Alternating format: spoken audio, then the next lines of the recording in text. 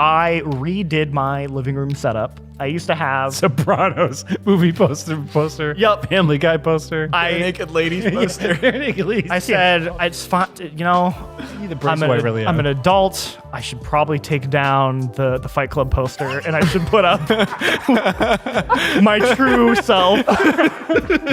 Yeah, and you take down the Fight Club poster, and then there's Boondock Saints behind it. And you're like, oh shit, gotta take that down too.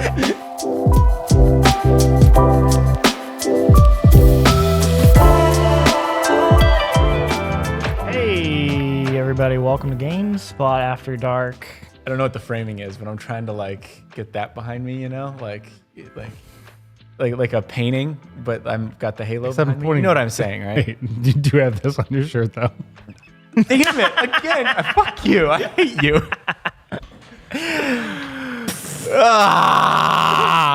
I'm done. Oh, sick. Hey, Curtin Davina, That's me. Jake Decker, Yeah, whatever. and I'm John Luke Sipke. Sorry, anyways. I'm not talking the rest of the episode. So All right, well that's fine. That's fine. Me and Kirk can just Gonna talk about Atomfall sit for here the and next look- hour. look angry. Gotcha. Anyways. Howdy, folks. Atomfall. Let's just get into it. This is an Atomfall channel now. We just talk about Atomfall. Yeah, we've had for a channel that hasn't really been consistent. Like, you know, our whole strategy's kind of changed, doing live content and doing breakouts of live Yeah, content. we're figuring it out right now. We still manage to have surprisingly a lot of Atomfall Yeah. talk. I was working on being Jean-Luc. well, I was working on a script, and you were like, "Yeah, you should like put that. We should like record do that." that. And then this morning, I'm like, "Dude, I think we've been talking about that game too much. We have way too many videos on that game I mean, in already." actuality, we've only really talked about it once.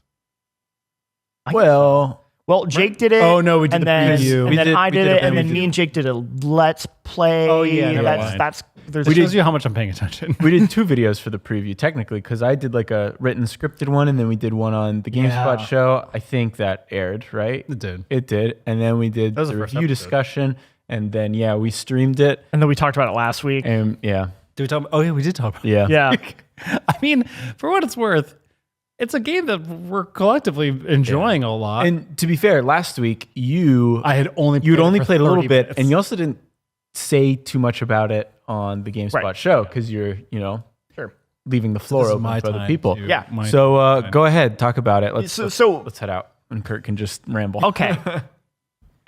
Me and Kurt have now both finished Atomfall.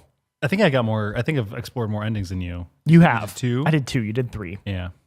Took me about 15 hours, although I think it took me longer. The counter says 15. It feels like I played it for more. You took about 20. It took me 21 hours. I don't know. I mean, maybe it's not because the game was hard. I just was, I don't know. just wanna I explore felt like everything. I was properly investigating things and doing my thing. Although there was a few times where I would go to find something, couldn't find it, You have to kind of huff it all. got the a way, little yeah. impatient, went somewhere else, and then I was Yeah. like, fuck, I need to go Yeah. all the way back there. But I mean, the game, I don't know. The game has like really, with the maybe exception with one map, I feel like the game has a pretty good way of funneling how it funnels you. in. But I would say the woods, I think, is the most annoying to navigate.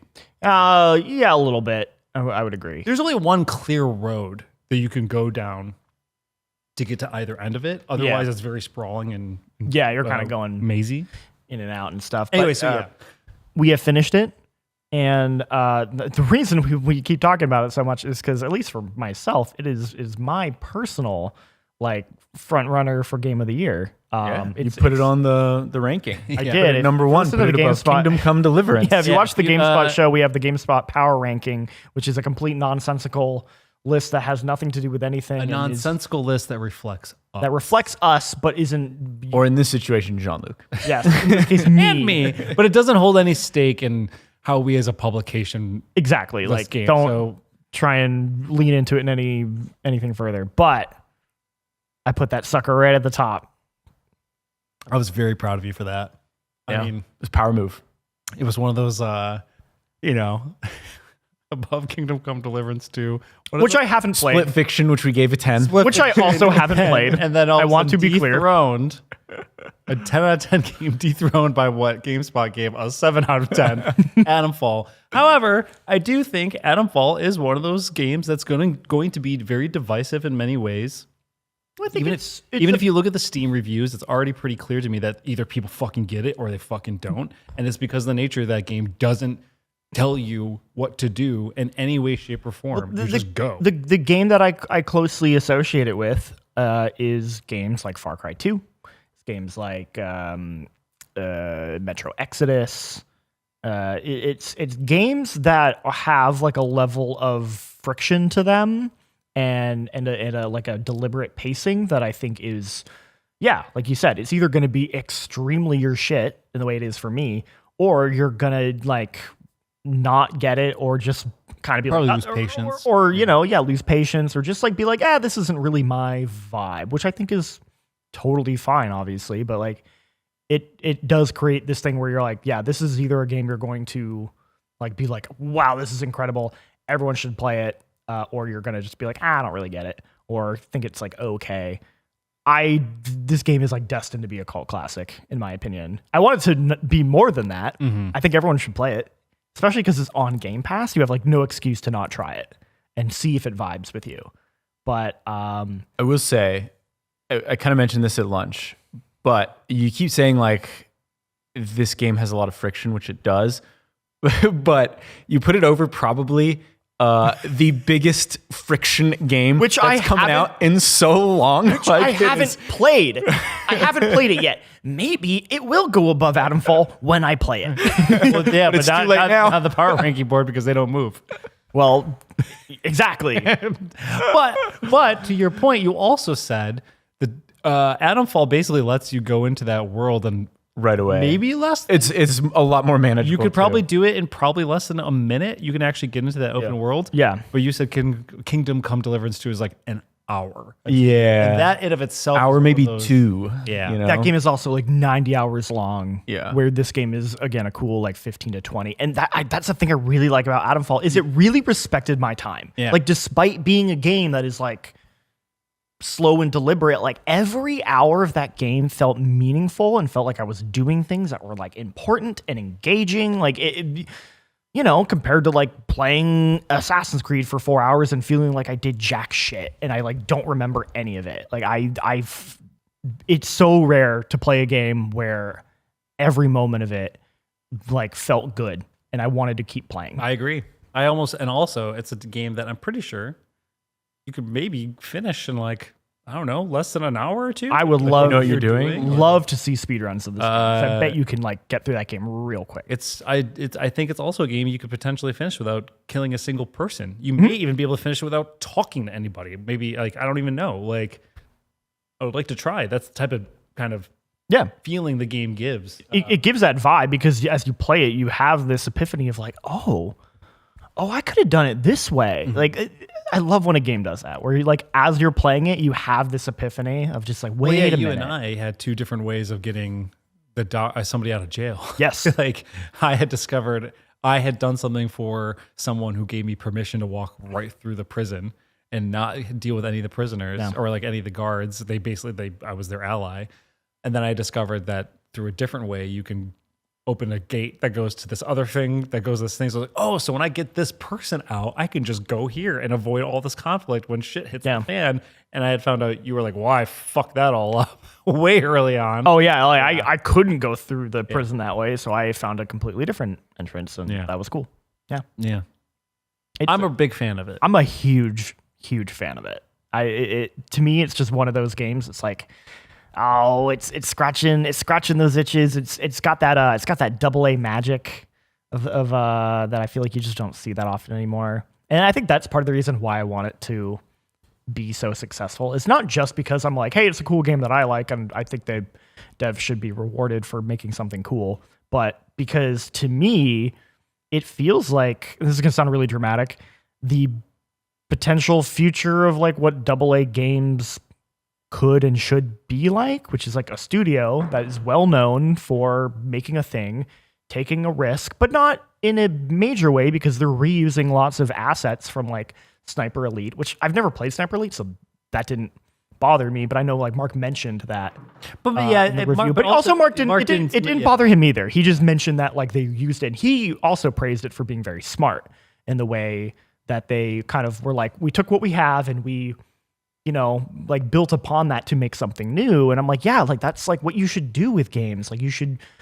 Like that, I feel like that's how games used to get made. Is like you would like take what you had and you would just keep building upon it and expanding upon it and shifting it around and making something new out of it. And it's like I don't know the budget of this game, but I imagine it's a lot smaller than like other big kind of like tentpole AAA games. And to me, it's like I think this game is like doing more interesting things than a lot of those games, and that should be like celebrated. And like if it does well, like to me it's like that's a positive example of like where games should be going in that kind of direction. That was the one thing I was saying the other day was like I really feel like Atomfall is a type of game that we should be celebrating because it is attempting to do things in a way that is experimental and kind of novel in how it approaches its quests. And regardless of whether or not you think it is a 7 out of 10 or if it is a 7 out of 10, that doesn't mean that the game should be any less celebrated because it is trying something different and doing it in a way that feels more approachable than I've seen other experimental games or experimental things do it. I was going to say, I don't know if I said this on the podcast, probably not because I only played it for 30 minutes last time. But the only other game I could think of that has handled quests this way where everything is ranked, basically not ranked. It's like nothing is sectioned. Yeah, nothing is prioritized. So everything is considered important. The only other game I could think of off the top of my head, I'm sure there's more, that did that and had the same effect on me is Planescape Torment, where like everything in your journal is just information you've collected, and it's really up to you as a player to decide what is priority and what's not, and like what feels important and what doesn't. And even the most least important things oftentimes can be extremely important to what happens at the end of the game, which is the same thing with Planescape Torment. It's a really fascinating example of how by just like removing like just like the tiniest little bit of information or like framing it can completely change the way you think about an approach. Because essentially like your leads, it's just a quest log. Like those are just quests, but it doesn't frame them as quests. And it also doesn't, like you said, frame them as like, hey, here's like, this is a side quest and this is a secondary quest and this is a collectible and this is a main quest. Like, like, because that's how most games operate. And you kind of go like, oh, I'm going to go do the main quest now. I'm going to go do a side thing. Like the game just says like, no, these are all leads and they all could equally lead to something important or maybe something more minor. And it's up to you. Yeah. And I think that like makes your brain approach it differently and in a way that's like more exciting. Yeah, because it effortlessly like you solves. You don't know what's gonna happen. Yeah, and what's helpful is more often than not like I would say pretty much all of them like are interesting. It wouldn't work if like you did a couple of them and they were like boring and sucked, but like they all either like lead to like an interesting item or they have like an interesting story. And a lot of times one quest will then have a lead to another quest. They all kind of like fold in on each other. So it no matter what direction you go in, you will have more directions to go in afterwards, and you will like very effortlessly end up at the ending, which is like kind of like it seems so effortless, but like that has to be incredibly difficult to pull off. When I spoke to the director, he was saying that the early builds of that game, or like the early like the betas and alphas and stuff as they were working through it, originally they just had a standard quest system that was just like, really, go here, do this, go here, do this. I mean, you'd still pick up like a note, I think, but it would just like point you directly where to go. And it like, I don't know if different quests were prioritized in that state. I wish I asked him more about it at the time, but I'd only played like 90 minutes, if that, of it. So I like didn't have a lot of context. But he did say that it took a lot of work to kind of figure out like how to present all that information in a way that's like interesting and doesn't sort of guide the player too much, but also just enough guidance for the player. And like it's interesting because that seems like, in theory, that seems like such an easy thing. Like it's like, oh, let's just get rid of waypoints, and then there you go, and you have to look at the thing. But I imagine there's like a lot of balancing that comes in, like, okay, what can I show the player here? What should I not show the player? What should the player have to figure out? Because like you can't just be like, all right, you have nothing to go from. Good luck. Also, they solve that. Well, maybe some people would like that, but but I do think they also solve that problem by sprinkling multiple possibilities to one place throughout the world. So, for example, I love bringing this up that we all found flashlights at different times at different points, and I found like the metal detector. Like Jake hadn't found a flashlight, but he had found a metal detector. Yeah, within like 10 minutes. But you hadn't found a metal detector, but you had a flashlight. And like you both watched me in real time just stumble upon a flashlight at one spot. But then I realized later, it's like, oh, you could actually have found it like right around the corner from where you first leave the bunker. It's like little things like that. And they do the same thing with leads, where you will find multiple slips of paper or multiple things throughout the world that all lead to the same lead. Yeah. But it's done in such a way that I think that's very smart, where it's like you can only find this, instead of having you can only get this quest in this one place at this one point. They're like, no, there's like sprinkles of things that allude to if I had to give like one very tiny criticism to that, but it is that there were definitely situations where I'd be like, I'm going to follow, I'm going to see what's over here. And it would sometimes be a lead that I already had. Yeah. So I would be like, oh, okay, like this was meant for if I hadn't discovered it. And so it didn't feel like I wasted my time, but it's like, and I don't even know if I'd really call that like a criticism. If anything, it's almost like a compliment to just like how much they like included different avenues to explore. Like it's like you can see it helps. You see the seams a little bit when that happens, but I by no means like am like, oh, that's bad or anything. It's just like kind of interesting. I will say, and this is a defense, this is like in defense of the game, the amount of times I had found a bunch of shit that I just picked up, I was like, I don't know, this seems important. And then later somebody was like, if you can go find this for me, be like, oh, I already did. Like I kind of already had that's always so satisfying. Like it's always like, get fucked. I don't have to go and do anything for you. Here you go, pal. Yep. Always here's your great. Cornish pastry. No, you don't have to find a Cornish pastry, but somebody will you'll get them. Will give them you sure do have them. Find lots of them. Yeah. I think that's just what British people do. They just hide Cornish pastries everywhere. When I was in England, that's pretty much, if you did something nice for someone, they'd be like, here you are, bruv. Exactly. Just tripping over them. They're you're just plopping on these Cornish pastries. I mean, in Atomfall, I felt like I was stepping all over them. They're all over the place. You're watching, there's a whole minefield in that game, but then there's a Cornish. Yeah, dude, that bakery's putting in work. The one baker in town is like, my husband's sick. I got nothing else to do. I'm gonna pump these out and then just place them randomly. Just drop them. Well, that was my favorite part. Another thing I love about that game. Well, when you've solved the quest, she gives you one.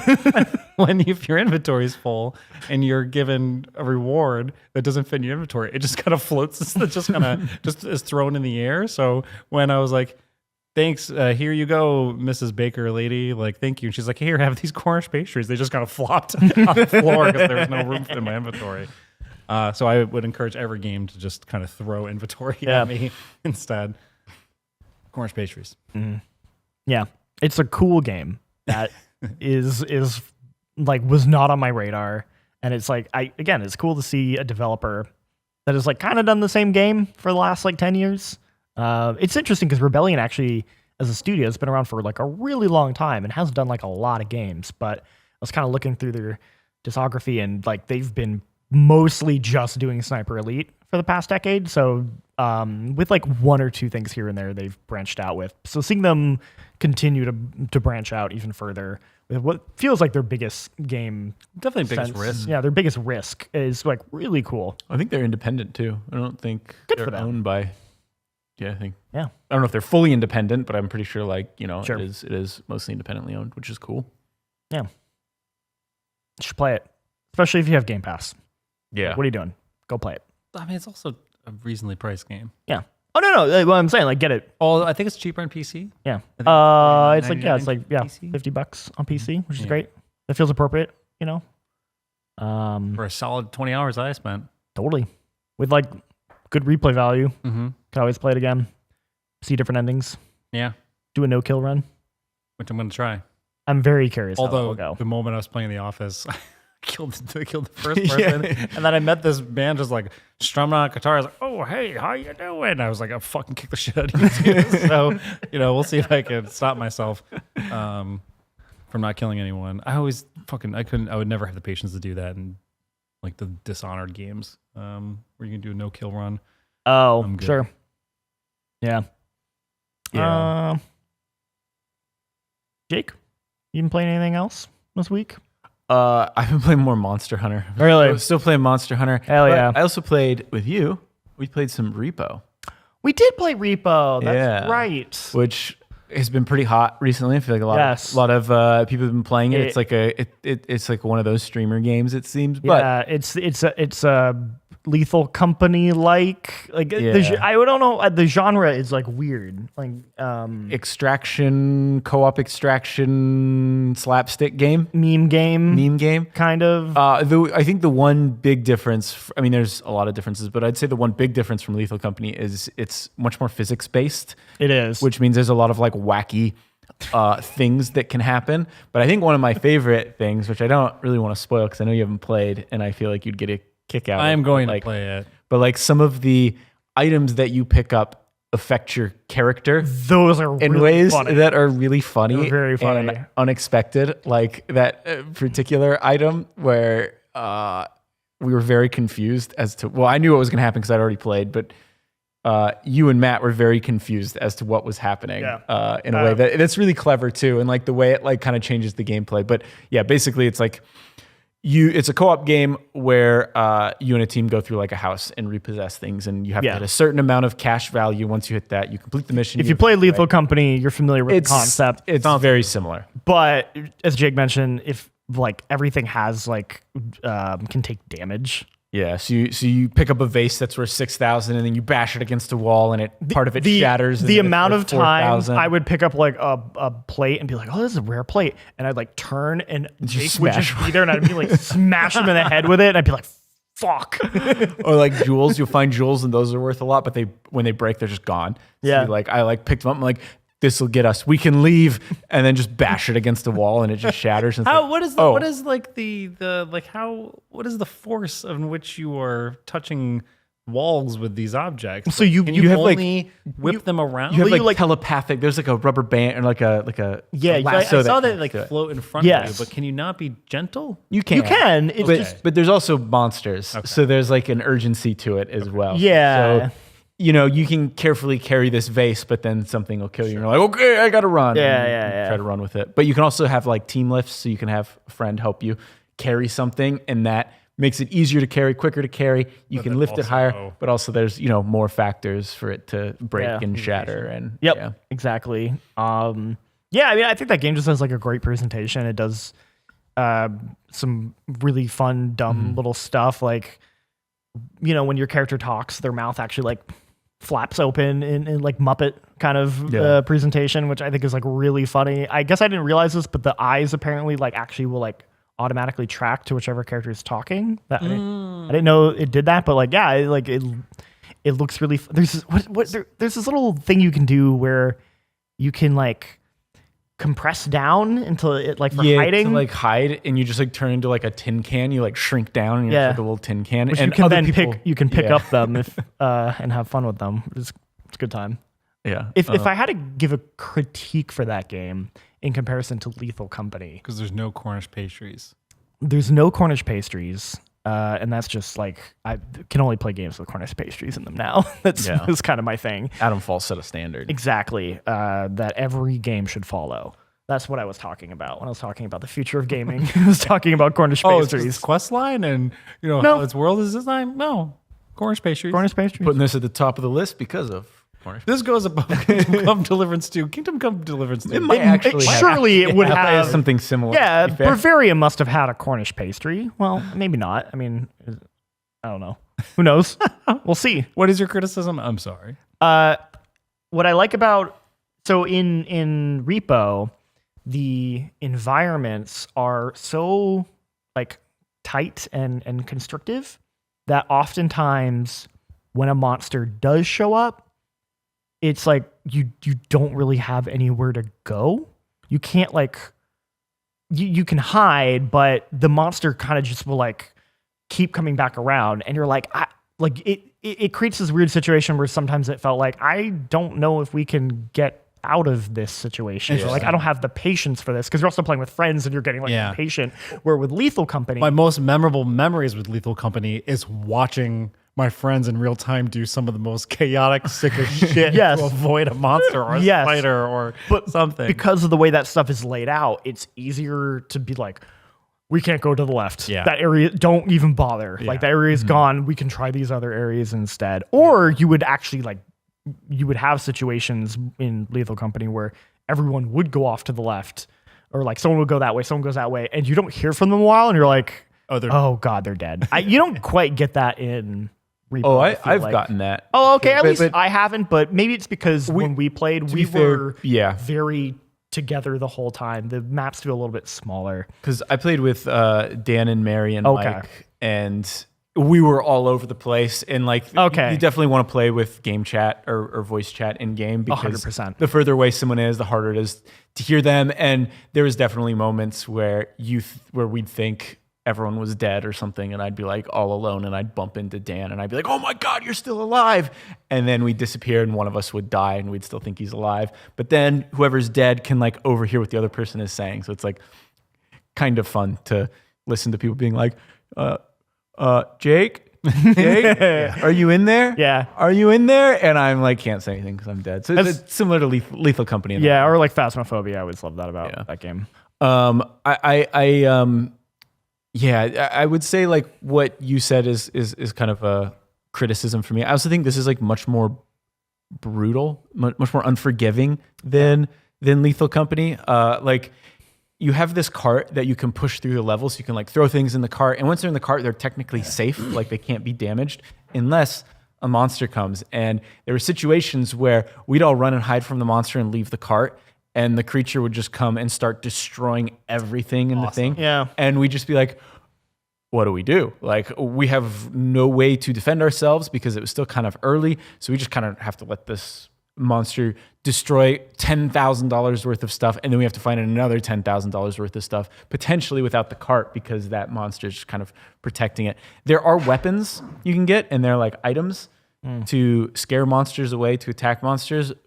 But the price seems pretty high. Like by the time we'd afford it, like be able to afford some of that stuff, we usually wouldn't survive that long. Like in fact, we only made it to the third level, I think once, and we should have beaten it, but there was a weird bug that. Lame. I mean, for what it's worth, again, I haven't played REPO yet, and I'm eager to. The thing with me and Lethal Company is I actually did not like that game at first. Yeah. I had such a hard time of feeling like, what progress are we making? Be like, spend all this time, we get all this shit, we go feed it to the monster, we have a big fun chuckle, and then we make it like maybe 2 more days, and to a point where we can no longer, there's no possible way we can meet the amount of money you're supposed to make. And every time I boot that game up, I was like, and here we are, back at fucking day 0, like doing all this shit again. However, in due time, once I embrace the chaos, knowing it's really not about progress in Lethal Company. It's like it doesn't matter. Yeah, and like we did get some better strategies, but nothing that really helps in the grand scheme. I don't think I've ever made it more than, I think maybe we've made done to over 10. Like I forget what we did, an insane amount. I think it's like $1,000, and I think we made it to like $1,200 once, which is like a huge deal. But once I started to embrace the chaos of that game, and it was like, I don't give a fuck, then I actually fell in love with Lethal Company. So I'm interested to see how that works with REPO. I do think REPO is like more upfront about that sort of chaotic side. Okay. Like when you start, the animations, your character, like the physics make it really funny. I feel like there's more ridiculous things that could potentially happen in REPO. But it is an early access, and I do think there's some balancing. All these games are. I know. All these games are. Phasmophobia has been in early access for 5 years. Still in early access. It probably will be permanently forever early access. I can't imagine until they fix the. No, well, that's when they better. If you fell out. That's when the game's so over. Funny. That's when I delete it. Yeah, the moment they fix the bendy back, I'm out. Yeah. Which, to be fair, I mean, when we And I've talked to those developers to their devs. face, and I was like, "This is important to me." they seem to understand it. It's an important part of this game's identity for me. I think they know that. know. I think maybe they won't. When we played the other night, we just like, get in a circle around someone as they do their back thing, crouching. And Took turns to be like, "All right, you do your dance." Okay, no, you do yours. And just we all like, let's go. But that game at least has progress.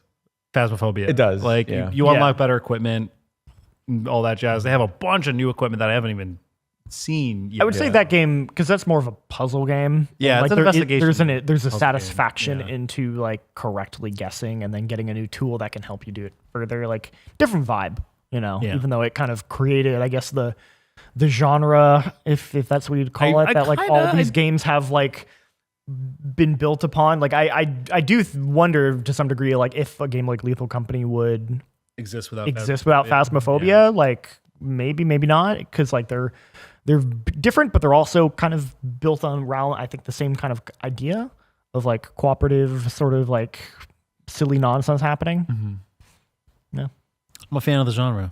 me too.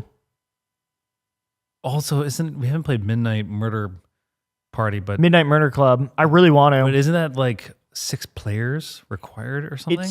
I think it's I don't think it's required, but I six think max. That's a lot. Yeah. Who has that many friends? Stu wants to play it with us. He was saying that the lobbies, he's like, I can't do it. I can't live that life. Apparently it's a mess, which I would believe. Like I have no desire to play any of those kinds of games. I cannot with, like, random imagine people. That sounds terrible. Going into a game of Lethal Company with 3 strangers. I No, can't. it's, like, fucking not for the point. Life of me. Yeah. Imagine No. what that is like. I mean, even Phasmophobia. No. Like, be like, hello, person I've just met. Now I have to communicate with you in a very specific way. Show me your bendy back dance. Yeah, show me your bendy bag dance, and then And if they don't do it right, And then we'll boot them out. Yeah, kick yeah. 'em. I had an idea for a dating game that I got to pitch you to later. Okay. Sorry, you're not Don't gonna say hear it now. live. Yeah. Just steal those. But I had an idea. I was like, oh, that's actually Does it involve bendy back? it may now. Okay. It may now. They All can right. incorporate that. I would like to play Repo We should play it. We should play it soon. and then watch Repo Man. Hell. Okay, all right. Now, It's a sick movie. now we're talking. Yeah. But then we should watch Repo Men, which is not a sick movie. Is that a sequel? No, it's an action film that came out in like the 2010s. Oh. Where like 2 guys gotta take organs. They gotta repo organs. Oh. I don't actually know if it's an action film. I just remember the trailer at who's that actor in AI with who's the robot man who's come on, you know who I'm talking about. He's in the movie AI Oh, the movie AI. by Steven Spielberg. Yeah. Oh, I don't remember anyone in that movie. You know him. I don't remember. What else is he in? I saw that movie. First, I thought you were talking about Bicentennial Man. I'm like, Robin Williams? Anyways, Robin Williams is Stealing organs. cutting has scalpels and is like cutting people up while taking their organs, and it has nothing to do with Repo Man, the movie, the Okay. original movie. Cool. Suicidal Tendencies is on the Repo Man soundtrack. Just saying, it's a cool punk movie. Cinematographer of Paris, Texas. Mm-hmm. You could tell for like 2 shots. Yeah. Just two. I was watching it and I was like, this not just because it has like green or blue and red lights, but the way it's framed and it's very Americana. And I was like, I could tell. Anyways, Yeah. My Criterion, Paris, Texas, is on the way. Ooh, I ordered it during the 50% off sale. damn right. Excited. Very. Also, you know what's messed up? I got the VHS copy of that movie. You know, I like to watch VHSs when I fall asleep. I don't want a smart TV in my bedroom. But the VHS version, which is hard to find and very expensive, color corrected the film. So the actual coloring of that movie is different on the VHS than it is. Is it good? I mean, No, it's not because okay. because that film. I was going to say that movie does not need color correcting. No, from what I understand, the green of Paris, Texas, is caused by the lights, the fluorescent lights that are usually were changed out during filming of certain films during that era, and so that green is like technically unnatural, but they kept it because it has such a cool aesthetic. And then the VHS version, color corrected. Auto white balance. All of those scenes, Someone walked in and was like, well, that's clearly. yeah. So all of the scenes, I was like, this is not at all what this is supposed to look like. This isn't what this is supposed so to weird. be. It's very bizarre. Just, watch out, kids, if you're buying Paris, Texas on VHS. make sure I'm sure make sure the lights are green. Yeah, I'm sure a lot of people are doing that. Yeah, I know there's a little game you've been playing from your favorite TV show. Oh yeah. Should I talk about that? Yeah, Which one? Which TV show? Sopranos. Okay, I thought we were gonna talk about Family Guy for a Yeah, second. I thought it was I gonna thought be that's where you're Family gonna Guy, go too. with. I mean, if realistically, I would imagine Family Guy is a TV show you like versus Sopranos, based on the Jean-Luc that I know. Wow. Jesus, that's brutal. I mean, did you not like Family Guy at one point in your life? Yeah, like when I was like 12 or whatever. Did you like Sopranos at one point in your life? I've never seen Sopranos. Well, There you go. shit. Fuck. I guess correction. Kurt, you just took me down real hard. But you're a good friend whom I like as you are. Okay. Well, So thank if you. it is true that Family Guy is a thing you've watched at one point in your life and enjoyed, have. that doesn't make me think any less of you. A little less for me. Okay. Well, if you enjoy, I mean, if were you ever a fan of Bare Naked Ladies? No. Then we're good. then we're all square. Saw Bare one Naked of Ladies? No, I saw they I don't think it's like recent, but like within the last year or two, they did a song about Family Guy. about cancel culture, and it was Oh. the cringiest shit. Well, I have first and ever foremost, it's seen. fucking Bare Naked Ladies. But even by their standards, it Yeah. was like, you're old. Yeah. Oh, Were you ever a fan of Dave Matthews Band? no. Then we're good. It's okay if you're a fan of Family Guy. We all have our moments. Yeah, me. Yep, that's me. Fan of Family Guy. Crank 2, my favorite film. blasting your Bare Naked Ladies cancel culture song. And you're like, I'll listen to Family Guy Rip clips. through the night. Let's go. Family Guy and Crank 2. There was a period, I don't know why, but YouTube like kept recommending me Family Guy clips like for like months. I feel like there was a period where Family Guy was really big, and then Yeah. it kind of like not got faded canceled. away, but like It it did get canceled yeah, a couple it got times, brought- right? Sure. It I got think just canceled, once. stopped. And then brought back. Well, but like there was a period where it was still airing, but I feel like no one talked about it, and then it started showing up on TikTok. I think that's And why. I think it's like TikTok clips and just like Instagram Reels. I feel like I saw so many Family Guy clips for a while, and I was like, what's this? What's with this resurgence? Turns out the kids were into it. Oh, okay. It's like they're Uh, Simpsons, you know. Can you do a good Peter Griffin? Hold on. Hey, Lois. Get me a beer. Oh, That's freaking sweet. have you done it before? Yeah. It's his favorite party trick. Can you do it? No. You were almost there. Kind of with like hey Lois. Hey. Yeah, that's pretty good.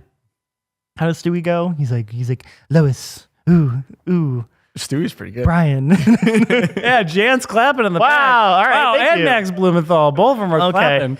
So why the fuck are we talking about this? You played those games. Yes. Okay. So I redid my living room setup. I used to have. Sopranos movie poster. Yup. Family Guy poster. Naked ladies poster. I said it's fine. You know, the I'm an adult. I should probably take down the Fight Club poster, and I should put up my true self. Yeah, and you take down the Fight Club poster, and then there's Boondock Saints behind it. And you're like, oh shit, gotta take that down too. And then it's Family Guy, and you're like, leave it there. Yeah. Okay. I'm cool with that one. I feel okay. We're never gonna let you talk about this game. My living room setup used to be like my main TV setup, and then I had all my retro consoles in like a different corner. And I made the decision recently. I was like, I think I'd rather kind of take all my retro stuff, combine it with my main setup, so that I can then I can turn that corner into like a reading craft area. Because I was like, what if I consolidate my tech, right? yeah. Into like one thing, so I can actually like maybe like have other things that aren't like screen related in my house. And so like we spent all day doing it, and then we're like, all right, well, we should play some games. And I had a pile of games that I just like grabbed from the GameSpot game library. And one of them was Family Guy on the PS2. I don't remember why. I think I grabbed it as like a joke. Oh, I thought it was Fate. You just picked it up and I mean, I grabbed some like legitimate games. I grabbed like The Suffering. I grabbed Chronicles of Riddick. Like, but then we also grabbed like the Shrek game and and Sopranos. So we're like, all right, well, let's play them. What should we start with? Let's start with Family Guy, because I have heard of that game before, and I was like, oh, maybe like it's like I've played it before. I think I finished it. Well, because for what it's worth. I'm like, oh, like Simpsons Hit and Run kind of holds up. Is it is it a collectathon or no? It's a like level based platforming shooter game. Shooter. Yeah, you like have a gun, like because you're Stewie, and you have like a little. Oh, you gun. play as Stu. You play as Stewie, and then you play as Brian, and Brian's sequences are all stealth sections, and they suck. I didn't even get to playing as Peter Griffin. Wait, I don't even know what he does. Oh, but he's in it because he is in it. I just didn't definitely played as Peter Griffin. I know I know he's in it. I just didn't get that far. I gave up. It's not a very good game, unfortunately. The controls are really weird. It's like they're bad, but not in the way you'd think they're bad. I assume they were going to have like a very like floaty kind of feel. It's the opposite. It feels like too stiff. Where like the when you move around, like it's not quite like full 360. Like it's hard to describe, but like you move on like an 8-axis sort of thing. So like when you aim, it's like not quite right. The everything just like has like a very, I don't know. It's like it doesn't have that like that oomph when you like when Mario jumps, like they'll add all these little like kind of like squashes, and you like a ramp up and a ramp down. You're to, like, also make the jump feel good. Like this is just like. Whoop. I'm glad you're comparing a licensed Family Guy game to one of the pinnacle of a platform. Well, for context. As a Family Guy fan, my standards are pretty high, so I'm just expressing my disappointment. So it doesn't have that weight. It doesn't have that plot. It doesn't have that weight. And yeah, I mean, like I don't know. You're going through you're just like collecting bolts of Stewie, and you're shooting random people. Like you go to a hospital and you jump wait, you go to a hospital and shoot people? Oh yeah, you like shoot nurses because they're trying to attack you. You jump on pregnant women and babies pop out of them. Are you being serious? No, I'm being very serious. Yeah. What the fuck? They make like Bush era jokes because that's when the game came out. Sure. They're all and then you jump on pregnant women? Yes, you jump on pregnant women.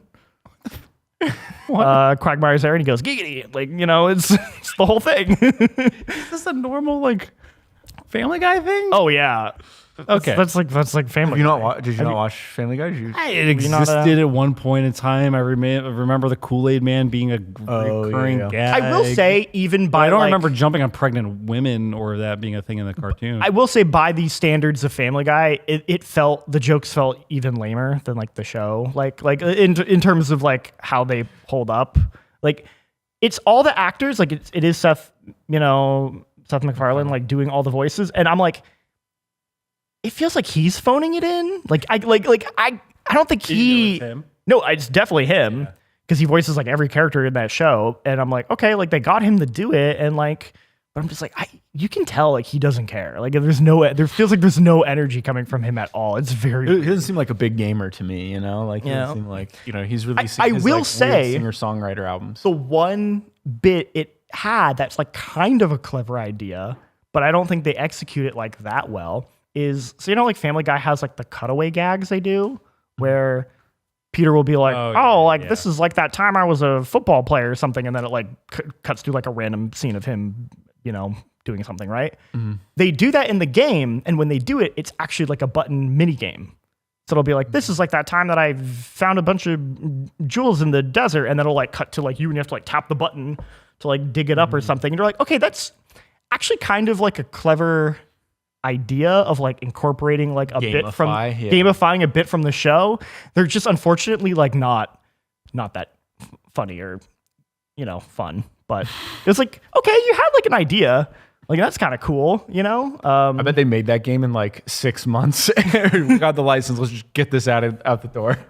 So it was like, all right, let's kind of So I turned that one off after like The PS2 30 era minutes. of licensed games. I mean, the PS1, PS2, most era of licensed game. But I do feel maybe it's nostalgic for us. Sure. But there is definitely a specific thing about because I don't know, because like you think about games like Aladdin, you think about like certain licensed game. I think about like the Adventures of Batman and Robin, Chronicles of Riddick. Genesis. Yeah. Sure. Like that is an outlier. Yeah. But like it's like there's licensed games that are actually pretty fucking good, and then there's licensed games that are that. But I do feel like the PS2 era was like a sort of moment when they got like way worse. Like I don't know, like there's just I don't know, like or at least I think about certain movie game adaptations and shit. Well, I mean, I think it's like same thing happened with the Wii, right? Like the Wii sold like 100 million units or whatever, and then they had like entire studios dedicated just making shovelware. And I feel like that's probably licensed games are always bad. Something similar with but it's the like PS2. I would say like because you think about like the NES and the SNES era and how like a lot of those games were licensed games. Yeah, but that was more. That was interesting because they were like licensed games. Oftentimes the licenses weren't necessarily like super relevant in the sense that like maybe it was like a big license, but it wasn't like trying to tie in with like a movie. Yeah. Like at the time, it wasn't trying to like tie itself to like a specific like release. Like, oh, we have to have the new Harry Potter game out for the movie in time. Like they were just like, I don't know, we got the license for Wizard of Oz. Let's make a Wizard of Oz platformer. Yeah. And so like because of that, like they would mostly be bad, but like sometimes it would just be like developers being like, hey, we got like a license, so we're able to make this thing. Let's turn our platformer into that. But it could also give them the freedom to actually make something kind of interesting. Where I feel like by the PS2 era, gaming had moved beyond that, where it's like, well, we can make our own game with our own IP, and so like all the licensed ones were truly just like, hey, we just kind of want to capitalize off this thing. Can you just kind of put something together? I feel like that's kind of why they maybe like fell off to that degree, maybe. But one leading angle right of into we're gonna just stay on this train of licensed game because I played several of them. And then you played your favorite TV show video game adaptation. Sopranos, Road to Respect. I've never watched The Sopranos, so this was my first ever experience with The Sopranos. I have a similar real story to that, but I want to hear about Sopranos. Okay, what do you want to know about Sopranos, Road to Respect? Tell me about Bada Bings. Bada Bings, yeah. There's a strip club called Bada Bings, and me and Georgia were like, that's not real, right? Like, is that really what they called it in the show? Bada Bings. I'm like 90% sure it is. The best part is you said that. I was like, I think we had this conversation, and I was like, that's not what they called in the show. And I had just watched the show. That's not what it's called. And Jake's like, it is. I was like, have I gone like 3 seasons and not fucking noticed that the strip club is called Bada Bings? I could be wrong. We're not going to look it up because we don't have our phones on this podcast. So we don't look up shit. I'm pretty sure you play a original character. His name's Joey. He's like, hey, Joey, go do this for me. Go get me a sandwich. Like, literally, you have to go, like, take orders for some sandwiches. It's a long road to respect. I mean, come on. I mean, that makes sense. If I wanted to get in the mob, if I was in the mob, if I was a gangster, Italian gangster guy, and I had got the mustache for it. Thank you. And I had I know everyone's order. And I had a young squirt like you come in here, I would definitely be like, give me a double espresso. And then if it's too airy, you'd be like, what the hell's going on? Yeah. No, if I'd be like, make me a macchiato. And if I hear in the other room, if I hear that milk screaming from the picture, I'd be like, give us some fucking air. What are you fucking doing? The way that set you off today in the office. Well, I just saw you like you were mid conversation, just stopped like an angry father, and you just turned. You're like, "What are you doing?" Give us some air. Well, okay, hold on. I need to defend Max real quick because Max used to be a barista. Huh, Max? I know, and that's my problem. Jumping to a conclusion. I heard the screeching of the milk steam or the steam wand on the espresso machine in the kitchen. I was like, give it some goddamn air. What are you doing? And then Max is like, I was cleaning it. I was just spraying water, and then I felt like the asshole. So you looked like the asshole. Anyway, the Sopranos game. It makes sense that they would make you go get a sandwich. Yeah, the same thing. That game is like the epitome of like the appeal is that like, it's like I'm in the show because like you're just walking around to places and you're barely doing anything. If we were in the show, you'd be going to a therapy session, and that'd be a game. That'd be great. Like, yeah. No, like most of the game that I played was like, okay, you're just like in this club and you're like awkwardly walking to people and they're like, hey, no, go over there and talk to that guy. And you're like, okay, and you go over there and you talk to him and then you go over there. The show, though. Yeah. Yeah, you're just watching cutscenes, and then the combat is like insane because there's like You like wacky? no, there's like a billion different button prompts, but then also like if like two guys get on you, you can't do anything. You get stun locked. Like they'll just immediately punch you, and then you'll like fall down, and then you'll get up and be like, all right, now I can do something, and then like no, the other guy then punches you down, and then you die. Although the best thing you can do is you can fist fight, and that's what you're supposed to do. You can also at any point just pull out a gun and just like shoot people, which like really escalates the situation because you'll be like at a party and like some drunk guy's just like, hey, like I remember you. Espresso. Give me an espresso, and like I fucked your mom, or like this is like it says some shit, and you're like, I'm gonna start some shit, and you could just be like, pull out a gun and like kill them, which is like crazy. But if you do that, you lose respect points. And as we all know, this is a road to respect. And if you lose too much respect, the game just hard cut stops, and then it plays a full like CG cutscene where Tony Soprano is like on a boat with you, and he just like pulls out a gun, and your guy's like, just do me a favor, just don't shoot me in the eyes. And then they fucking like blast you, and you fall off the boat. Straight and then the game ends. Too, right? Yeah, it is. Yeah. So he's like, okay, fine, I'm going to shoot you in the mouth. They just like dump bullets in you. Also, I find it funny that you lose respect for using a gun, but then if you lose all your respect, you get shot with a gun. You get killed with a gun. Well, the game is also like how to be the worst gangster in the world, because it has to be a video game. So like, okay, the beginning of the game, you're like, I think it's like Paulie is like, I need you to beat this guy up. So you beat him up, and you end up accidentally like killing him. And he's like, what the fuck did you do? You got to go bury the body now. Oh, yeah. So you go and you bury. So you go and bury the body with like your friend who's like clearly just a huge screw up.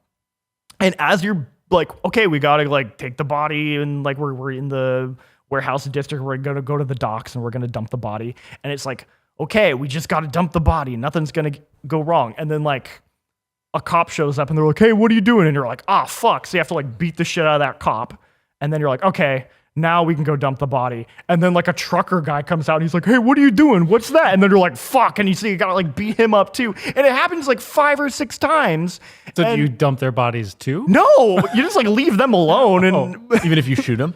Well, I just beat him up. So I don't know. But it's like, you're supposed to be like this cool, suave gangster, but like every time you're trying to just dump this one body, like you keep accidentally like running into like 20 people, like creating new problems for yourself. And it's like really funny. Like, I don't think it's supposed to be funny, but it feels like what is, it's like Looney Tunes. Or you're like, oh my God, like you just keep fucking up and you have to like murder everyone now. Road to respect. Kind of related. Have you guys ever played the Godfather, the video game? No. That game was kind of cool. Well, I mean, I say it's this like as someone who has not revisited that it one. since. That one's like a GTA, like, right? It's like an open world. I feel like it was a little more grounded than GTA at the time. The more mafia. Don't you? Isn't the whole point of that game like you do the things? You do all the things that like don't you set up the shit that like, for example, you're the guy who puts the gun in the toilet? Yeah, I think. Oh, yeah. I know I you're the guy who like puts the horse head in the bed. Yeah. Basically, you're the guy who does all the shit that's never shown on camera. Yeah. It's like, who put the horse head in the bed? Well, I guess this guy did. Who put the gun in the toilet? Well, I guess this guy did. This guy did. Like, which that's a great way to like set up. I guess that guy did. Whoever that guy is. That's like, you. You're that guy. Like you did it. I remember. What I remember the most is because I didn't get to play a lot of like open world games because I wasn't allowed to play GTA, so I like had to play a lot of knockoffs. And I remember that came out, and I got that. And what I remember liking was that there's like a whole extortion mechanic for businesses where you could go up to any business that was open, and you'd go up and like you'd have to like rough them up and extort them, and then they'd get on your payroll, and you'd come by and like pick up cash, and if they don't give you enough, you'd have to beat them up. Sounds pretty all right. But it was kind of cool, and I remember it came to the Wii as well, which I played a little bit of it, but like to extort people, you'd like have to like waggle the Joy-Cons and stuff. And you'd be choking them, and like you'd like move them, and you'd like throw them to the side. And Well, Jake, as luck would have it, we have like 20 copies of Really? the Godfather game like, in the office. Do we really? I kind of want to Yes, play it. a bunch of those are in those boxes because I was like, I kept finding them. I feel like Wii one? I think I do. I think we do have the Wii one. to be fair, I think the Xbox 360 one was. I think it came to 360. I think it was probably the best one.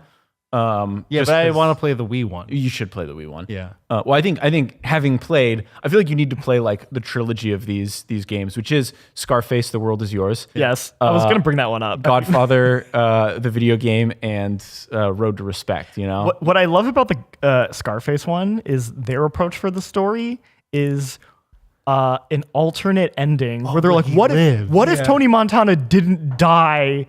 You know, for all his hubris. What if we completely throw out the entire meaning of that fucking film and ending? What if we listen to all the bros that put the Scarface poster up on their thing? Like, this is the man I respect. I love this guy. And That's the guy? and they're like, what if he was like, yeah, you're right. He's gonna live, and then you're basically gonna repeat the movie again, but this time you win, because he just has to rebuild his empire. Like that's the movie, that's the game. It's incredible. It's such a dumb fucking like PS2 era. Just like that's that. Of course. Once again, I thought that game was sick because it was an open world game that I was allowed to play, and you could run around with a chainsaw in it. You could. Yeah. That one was definitely like let's just make Vice City. It's so weird that Vice City. It takes the storyline of Scarface. Yes. It's essentially Scarface, the game. Yeah. And then the Scarface game comes out and becomes a Vice City clone. Right. Which was, I don't know, the way shit works is so bizarre. You have to admit the studio like saw the money GTA was making. It's like, well, we got Scarface. Oh, everyone. Yeah, it's like, well, they they just copied Scarface, so we'll just copy them, but we at least have I mean, it makes sense why like Godfather, they were like, we have to have a Godfather video game. Yeah. We have to have a Scarface. Yeah. Because again, it's not like The those were like, Sopranos video game. you know, yeah, exactly. The Sopranos isn't open world, right? No, it's not. It's very linear. Which I don't know. It's not very good. I wouldn't recommend that one at all, if I'm being honest.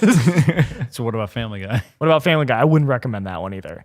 Okay, cool. The third game we played was the Shrek video game. And you'd recommend this one? I wouldn't, but Georgia, my wife, would. She had a really fun time. She apparently played that one as a kid. I think that game's fucking weird because it is. You told me about this game like years ago, and we were like, if you ever want to see a weirdo game, maybe. But so what's weird? There's several things weird about it. First is that he never talks, so you don't hear Shrek speak. They don't even get like a bad Mike Myers, whatever his name is. Yeah, the, you got it right. The guy from Halloween. Yeah. Well, that's why he doesn't speak because they got Michael Myers. They got Michael Myers. Michael Myers instead of Shit, we got the wrong one. got the wrong guy. fuck. He's just in the VO booth and he's just like they're like, Did you need to bring your machete with you? It's like, okay, well, here's just say, what's a Shrek line? a donkey. Yeah, can you say that? And just Mike sticks the machete in the wall. Yeah, okay. So that's why he doesn't talk. He doesn't talk. There's no other characters that are from Shrek. There's like fairy tale characters, but like Donkey doesn't show up. Like the magic mirror shows up and that's it. And there's also no music. Like for a weird amount of that game, it's just like quiet except for like the sound effects. And also Shrek moves like 90 miles an hour. He's like full sprinting constantly. He moves like the Doom guy, just like fucking like going at it, like coked out of his mind. And I'm like, what the fuck is this game? Like, it feels like they made a completely different game, and then at the last minute, we're like, guys, we got the Shrek license. Just like change the character model. What was the game? Cut out all the voice acting. Yeah, cut out all the voice acting. Make it look a little more fairy tale-ish. What would the game have been otherwise? Do you think? I don't know. Just ice skating. I don't know. It's very strange. Like for like a licensed game. Can you imagine walking in and all the actors did all their lines? Like the symphony was there to do this part. Sorry, we got the Shrek license. It's like, hey guys, big news today. We got Shrek. Everyone's like, holy shit! Like, yeah, and you're all fired. You're all fired. You can't use anything you. And then the people left are like, oh, so like we're gonna put like Smash Mouth in the game. They're like, no, we just have the model of Shrek. That's it. We're nothing else. And then the game itself is like a Mario 64 style game where there's like these worlds you go in that are like these open areas, and you complete like objectives, and when you complete one, it like boots you back out, and then you have to go back in and do it. So it's like kind of Mario 64-ish, but bad looking. I don't know. My wife loves it. She thinks it's great, and I'm just. I imagine her just sitting playing it in silence. Oh, she seemed to have a great time. That was the moment where I was like, I'm gonna go play System Shock 2 on my computer. But you seem like you're having a good time. You should keep doing that. And she seemed to have a very good time. So good for her. Anyway, that was my experience booting up my license journey. It was actually really fun. I kind of want to just like do it again and grab a bunch of random games from the game library and just kind of pop them in. Like just like experiencing it in like a 30-minute dopamine of like you just have fun and then you just go like, all right. Well, there's like 30 copies of Splat, the paintball game. Yeah, exactly. For what it's worth, Evan Langer, who used to work with us, great, wonderful young hands, Evan Langer, as we once used to call him, still call him. Truck. He was like, we were trying to pilot a show at some point called License to Hell. Yeah, of that kind of content. Yeah, it's it was a great like idea. where every week we would just put on a different licensed game. Yeah. And try and play it. So, I mean, Evan, if you're listening, it was a good idea and it should have happened. Yeah. I'm sorry it didn't. Well, I'm pretty sure COVID happened. I think that's actually what killed it. Yeah. Me and Joey had a not licensed idea, but we had a similar idea where we were going through the game library and we're like, we have so many games. How do we choose what to keep and what to get rid of? And we're like, oh, we'll like play the game. And then at the end of the stream, we would decide if we were going to keep it or not. And I think we did it one time and we played Shadow Man on the N64. Yeah. Which is like a big cult game. Yeah. No, we kept that one. We were like, let's keep it. Yeah. Cool. Yeah. And then Joey ordered 50 copies of Deal or No Deal on the Nintendo DS. Which we also did a live stream for, and that was fun. Which I've also gifted back many of those to Joey. Oh, that's true. We did. Over a period of time. I also think, who did I give? Did I give Jan some? Did I give you some Deal or No Deal? No? Jan's shaking his head. Or you're just holding on to him? Just trying to keep him secret. I don't believe him. You want that Howie Mandel, Harvey Keitel guy. Yeah. Yeah. All right. All right, everyone. Well, I think that's about a podcast. Yeah. That's about chicken. What? I was yawning. There's supposed to be a setup. I'm going to say what we're each going to say a word. Okay. Oh. Chicken. Shit. No. I don't know what you're doing, Okay. Kurt. You know. I'm looking at you. Okay. I don't know. When I say chicken, you think Noodle. Do you know this? No, I don't know what he's doing. We've ended the past. Jan's We've ended the past like fucking 5 podcasts talking about this. After these podcasts, I forget everything that I've said. That's how you got me with this thing, because I just... Chicken... Little. Oh. Chicken bake? Hold on. Chicken? Bake? No. I don't know what you're doing. All right. It's enough. Egg? No. What else is there? I'm done. It's ruined. I'm not going to explain it. All right, everyone. Never. That's a podcast. If anybody's ever listened to the previous episodes and got to the very end, there's a thing that's come up. Oh! Chicken? Enchilada. Lasagna. There we go. That's it. Hey, and that's a podcast. Happy Friday, everyone. Enjoy your weekend, and we'll see you next time.